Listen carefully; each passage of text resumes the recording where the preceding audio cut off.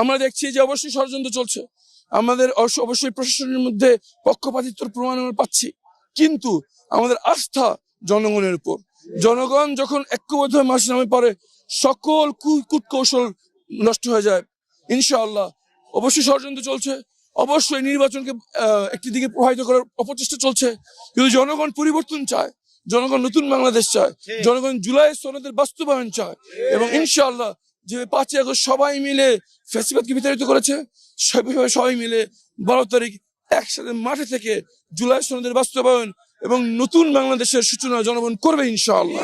জনগণ যা প্রয়োজন, জনগণের যে সমস্যা, সেগুলো এমনভাবে তারা উপস্থিত করবেন সংসদে এবং সেগুলো সমাধান করার জন্য সৃজনশীল সমাধান দিবেন ইনশাআল্লাহ।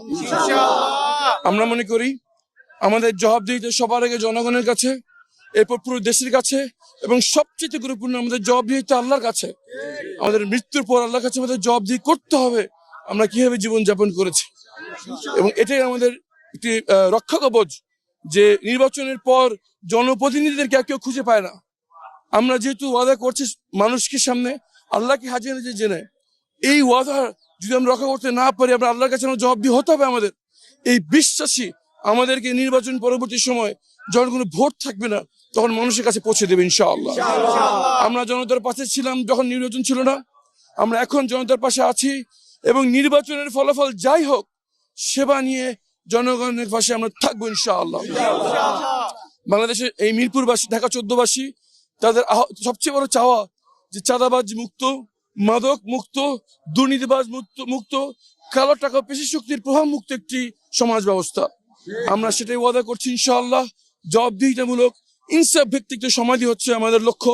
ইনশাআল্লাহ জনগণকে সাথে নিয়ে আমরা সেই সমাজ বিনির্মাণে সর্বত্র নিয়োগ করবো ইনশাআল্লাহ। সর্বশেষ আহ্বান থাকবে, ফ্যাসিবাদের কিছু মাথা পালিয়েছে শুধু, কিন্তু ফ্যাসিবাদের দোসর প্রশাসনের প্রত্যেকটি স্তরে ঘাপটি মেরে বসে আছে। দেশ নিয়ে গভীর ষড়যন্ত্র চলছে দেশীয় এবং আন্তর্জাতিক ভাবে। জনগণকে আহ্বান জানাচ্ছি, 5ই আগস্ট ছাত্র জনতা যেভাবে মাঠে নেমে এসে ফ্যাসিবাদকে বিতাড়িত করেছিলেন, 12ই ফেব্রুয়ারি আরো একবার সবাইকে নতুন বাংলাদেশের জন্য একসাথে মাঠে নামতে হবে। এবং ইতিহাস সাক্ষী, যখন ছাত্র জনতা মাঠে নেমে পড়ে, তখন পর্বত সম শক্তি বিলীন হয়ে যায়। দেশকে নিয়ে ষড়যন্ত্র চলছে, অশুভ শক্তি কুপরিকল্পনা করছে, কিছুই কাজে আসবে না যখন ছাত্র জনতা মাঠে নেমে আসবে। সবাইকে আহ্বান জানাচ্ছি, 5ই আগস্টের মতো 12ই ফেব্রুয়ারি ভোর থেকে সবাইকে মাঠে নেমে পড়তে হবে এবং বলতে হবে, হয় মাতৃভূমি না হয় মৃত্যু। জনগণের অধিকার নিশ্চিত করে নতুন বাংলাদেশের সূচনা করে আমরা ঘরে ফিরবো ইনশাআল্লাহ।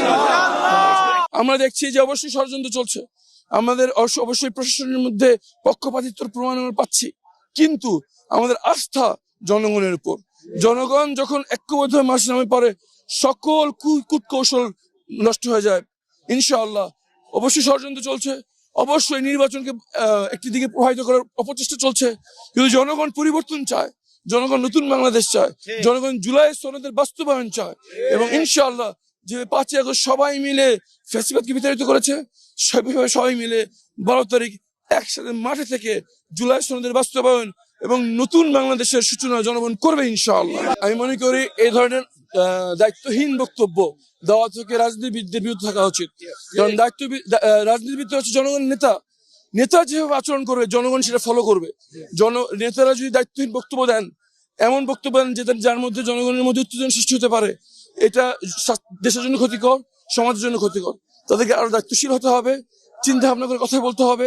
কাউকে আক্রমণ না করে আপনি দেশের জনগণের একটি সমাধান আপনি আহ্বান করুন, সৃজনশীল একটি আইডিয়া দিন। আমরা মনে করি জামাত ইসলামী কাউকে আক্রমণ করে নয়, বরং জনগণের সমস্যা নিয়ে এবং এর সৃজনশীল সমাধান নিয়ে কথা বলতে চায়। আমাদের কাছে অনেক আইডিয়া রয়েছে, সুতরাং কাউকে আক্রমণ করার প্রয়োজন আমাদের নাই। আমাদের বন্ধুদেরকে আমরা আহ্বান করব, আপনারাও সৃজনশীল হন, মানুষের কথা শুনুন, তাহলে আপনাদের সমাধান আপনারা পাবেন। আপনারা মানুষের কথা শুনছেন না বলেই প্রতিপক্ষ আক্রমণ করার চেষ্টা করছেন। আহ্বান করবো, আসুন আমরা একটি ঐক্যবদ্ধ বাংলাদেশের জন্য গঠনশীল রাজনীতি করি এবং সহনশীলতা, বন্ধুত্ব ভাবে একটি উৎসবমুখর পরিবেশ